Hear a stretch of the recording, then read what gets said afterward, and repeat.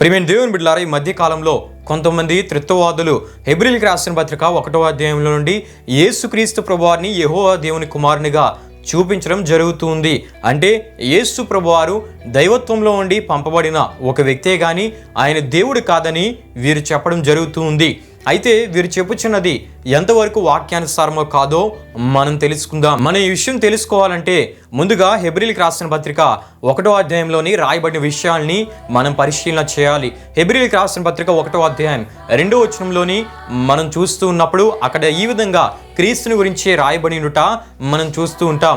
ఆయన కుమారుని సమస్తమునకు వారసునిగా చేసెను, ఆయన ద్వారా ప్రపంచములను నిర్మించెను. మూల భాషలో మనం చూస్తే యుగములను నిర్మించెను అని మనం చూస్తాం. అయితే హెబ్రీయులకు రాసిన పత్రిక 1వ అధ్యాయం 2వ వచనంలోని ఈ పత్రిక రచయిత ఈ విధంగా రాసి తెలియపరచడం గల ఉద్దేశం ఏంటంటే యేసుక్రీస్తు ప్రభువారు గొప్పవాడని, అత్యున్నతమైన వాడని ఆయన యూదా క్రైస్తవులకు రాసి తెలియపరిచాడే తప్ప యెహోవా వేరు, యేసుక్రీస్తు వేరు అని తెలియపరచుటకు కాదని తప్పక మనం తెలుసుకోవాలి. అదేవిధంగా యేసుక్రీస్తు ప్రభువారిలోని మానవత్వాన్ని, దైవత్వాన్ని దేవునిగాను కుమారునిగాను చూపించుటకు ఆయన ఈ విధంగా రాసి తెలియపరిచారు తప్ప ఇద్దరు ఉన్నారని తెలియపరచుటకు కాదని తప్పక మనం తెలుసుకోవాలి. ఈ విషయాలను బట్టి ఆయన అనగా తండ్రి అని, అనగా యెహోవా అని, కుమారుని అనగా యేసుక్రీస్తు ప్రభువారని అర్థం చేసుకుంటూ దేవుడు ఒక్కడే గాని ఉనికిలో ముగ్గురు వ్యక్తులు ఉన్నారని చెప్పడం మనం వింటూ ఉన్నాం.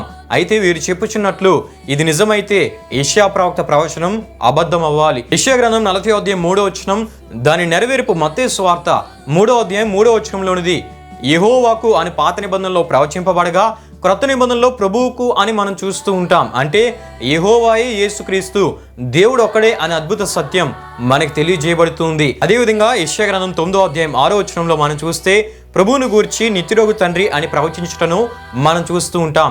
అంటే క్రొత్త నిబంధనలో పుట్టిన క్రీస్తే నిత్యుడగు తండ్రి అని మనకు తెలియజేయబడుతూ ఉంది. అంటే ప్రియమైన దేవుని బిడ్డలారా, యెహోవాయే నిత్యుడగు తండ్రియే కుమారుడైన క్రీస్తుగా పుట్టారని ఈ ప్రవచనం మనకు తెలియజేస్తూ ఉంది. అంటే యేసు ప్రభువారు నిత్యుడగు కుమారుడు కాదు, ఆయన నిత్యుడగు తండ్రి అనే అద్భుత సత్యం ఇక్కడ కూడా మనకు తెలియజేయబడుతూ ఉంది. అదేవిధంగా యోహాను సువార్త 8వ అధ్యాయం 24వ వచనంలో యేసు ప్రభువారు నేను ఆయననని చెప్పిన మాట కూడా అబద్ధం అవుతుంది. గనుక ప్రియమైన దేవుని బిడ్డలారా, యెషయా ప్రవక్త ప్రవచనములు అబద్ధములు కావు, యేసు ప్రభువారు చెప్పిన మాట అబద్ధము కాదు, అవి నిజములే. ఎందుకంటే దేవుడు ఒక్కడే, ఆయనే యెహోవా, యేసుక్రీస్తు, పరిశుద్ధాత్మను ఏకైక దేవుడు. ఆమేన్.